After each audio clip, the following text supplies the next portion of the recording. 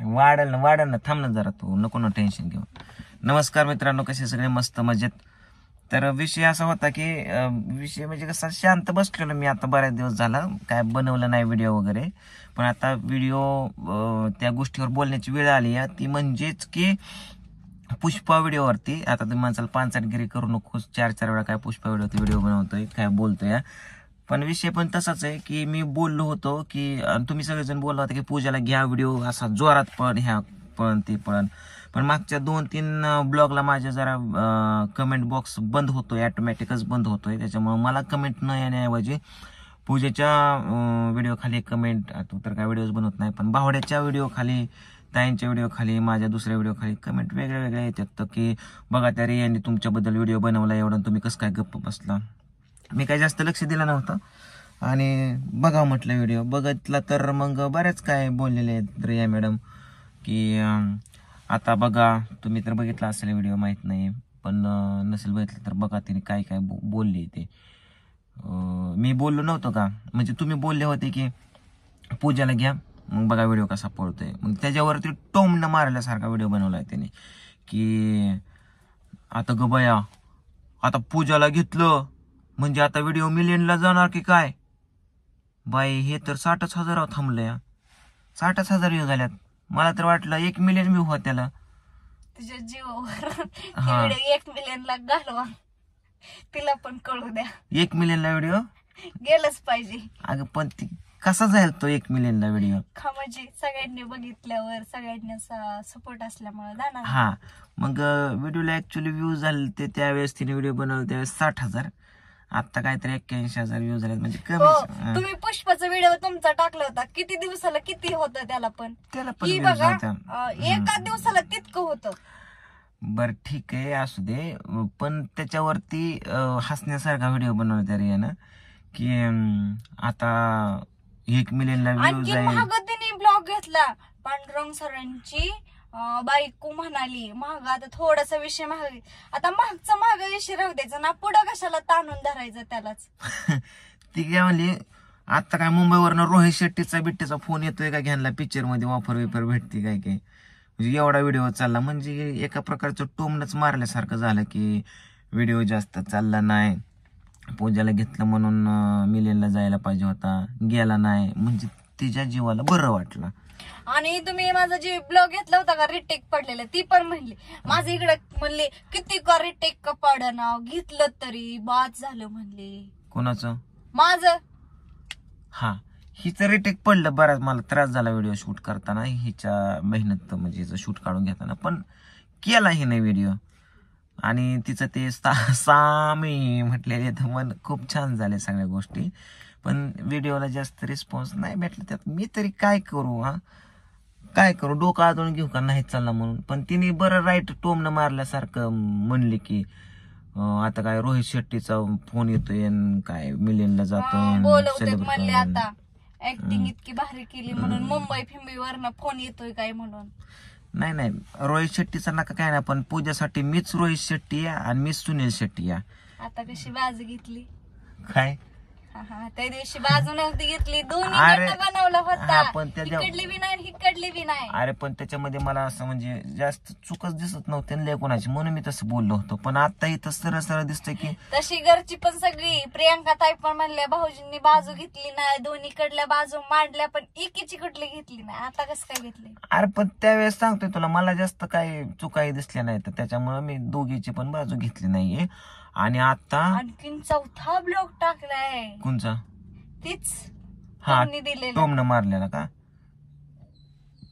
माझं एकच टोमनं मारल्याशिवाय त्याला मला बनवायचं बी नाही. सरळ मला तर असं दिसतं की ती जळती या. पूजाला घेतलं, सगळे पब्लिक पण होते पूजाला घ्या, हिला कशाला घेता, आणि मग चालला नाही व्हिडिओ, तिला लय भारी गार वाटत असेल. आणि आता कसं एखाद्याबद्दल असं बोलू नाही तुम्ही, परत म्हणचाल एक कलाकार आहे तुम्ही त्या कलाकाराबद्दल बोलताय, पण तिने पण बघा ना असं बनवलाय व्हिडिओ की चालला नाही तर लय मजा वाटली तिला. मी प्रत्येक कलाकारांना असं स्वतःहून बोलत नाही कधी, आता सगळ्यांना पण वाटत असेल का तर तिने तिची बाजू मांडली. तू एकच व्हिडिओ बनवला आणि त्याच्यानंतर हिने 8 दिवस चॅनलला व्हिडिओ बनवला नाही, किती चॅनलचं हिनं नुकसान करून घेतलं. आपल्या घरातले तर रेसिपीचे का म्हणजे चांगले माझं मग फुकट त्यांनी काय इज्जत घालवली. माझ्या शिक्षणावर जायची काही गरज नव्हती तिची. त्याच्यामुळे मी राग म्हणून म्हणलं तुझ्या आई बापांनी शाळा मग शिकवली असेल तुझी. परत तिने बोलवलं, पाया पडते तुमची, माझ्या आई बापाचं नाव काढू नका म्हणून. कुणाच्या पाया? हा? कुणाच्या पाया तिने पडते? ब्लॉग टाकलाय ना परत आणखीन, हम्म. माझ्या आई बापांवर जाऊ नका प्लीज, माझ्या आई बापांना काही बोलू नका. होय, एवढी काळजी का? मग दुसऱ्यांची इज्जत खाताना नाही होय. पण मी काय म्हणतोय, यात मेन चूक कोणाची होती स्टार्टिंगला? स्टार्टिंगला व्हिडिओ कोणी टाकलं स्टार्टिंगला? काम स्टार्टिंगला कोणाचं होतं नव्हतं टाकायचं. नाव मी कोणी माझं घेतलं? बोलायचं का असताना. हा, पण तू डायरेक्ट ती 5 गणीला गेलतो तेव्हा तू नाव घेतलं होतं बघ. पण मला एक एवढं सांगा, मी बोलली पण टाकायची काय गरज तुमच्या युट्यूबला? मग हा, ते तुमच्या हातात होतं ना, टाकायचं होतं का कॅमेरा नव्हतं? चालू आहे आणि तू डायरेक्टच बोलली आणि असंच तू करून सांगितलं. बरं ठीक आहे, मग झालं तू आता बाजू कोणाची घेतात बोलायचं. ही पब्लिकला पण आता तुम्ही व्हिडिओ टाकणारच आहे. बाजू कोणाची घेतात खरी? बायकोची घ्यायला पाहिजे का बाहेरच्यांची बाजू घ्यायला पाहिजे? एवढं सांगा कमेंट करून. ही काय माहिती का?